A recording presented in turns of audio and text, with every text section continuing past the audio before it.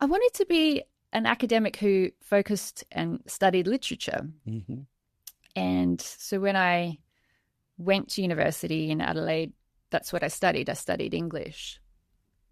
Were you able to study it outside the structuralist, the deconstructionist, the theoretical frameworks that were at that point occupying that space?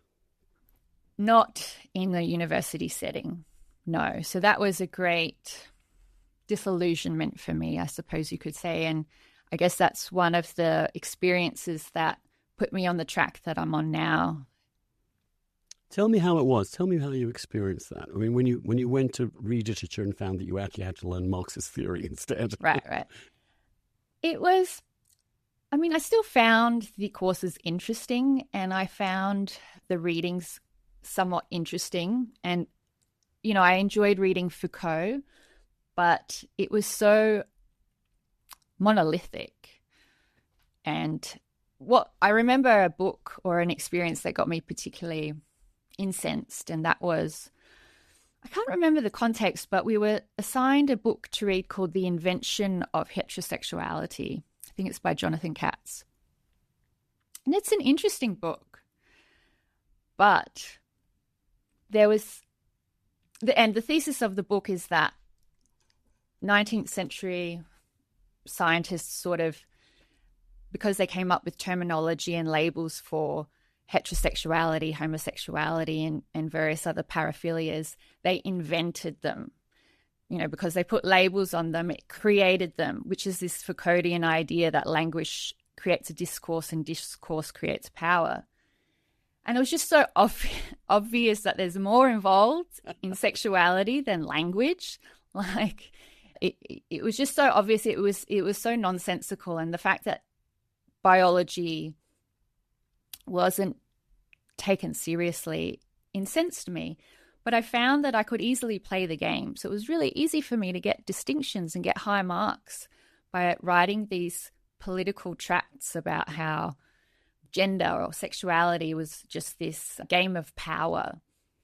And so that experience led me on a path where I discovered Camille Paglia and then eventually evolutionary psychology, which was a big eye-opener for me. And then I moved into psychology. You just named two things that also were very much part of my intellectual awareness. It's funny, interesting you say, because Mike White, I don't know whether you know, he was on this podcast recently.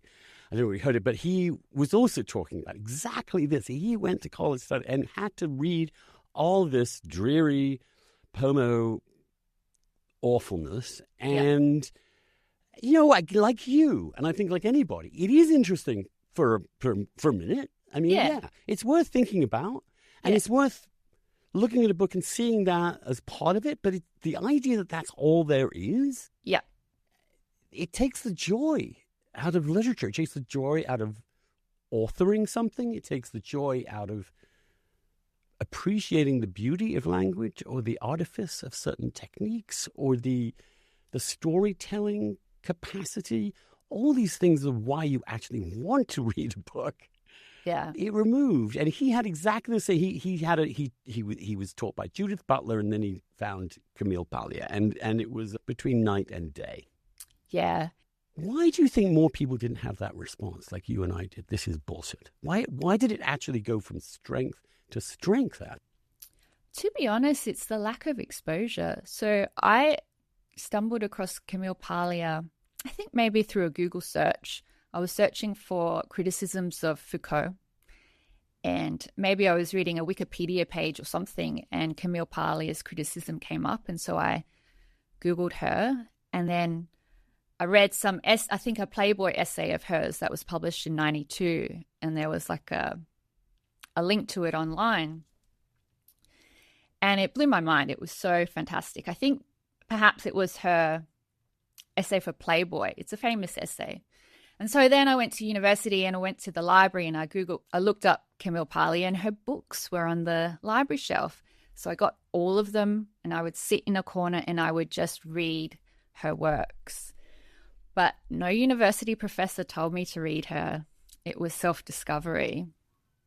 And so I think if there was some diversity in academia where there were more scholars who had a point of view that was different from the dominant postmodernist, post-structuralist point of view, we would have many more people who go down this path. But there's just such a homogeneity in academia. And I suppose it's because to get the positions in academia, you have to play the game. You have to get the grades, and you have to be cited by the other academics. It's like a cartel.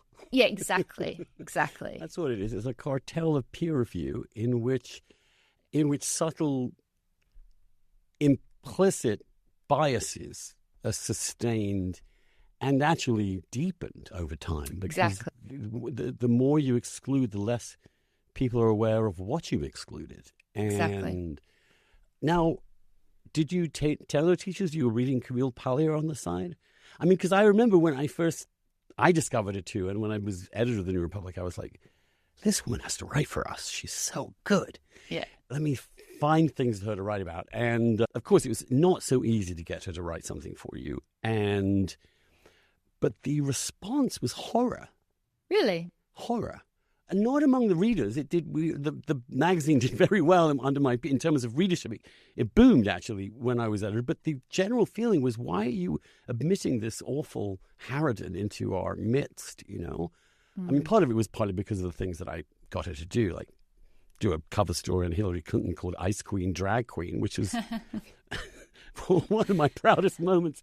It was such a good piece, and of course that annoyed a lot of the Clintonites who were very much New Republic people. But there was something exhilarating about her ability to thumb her nose and to call them out to their face.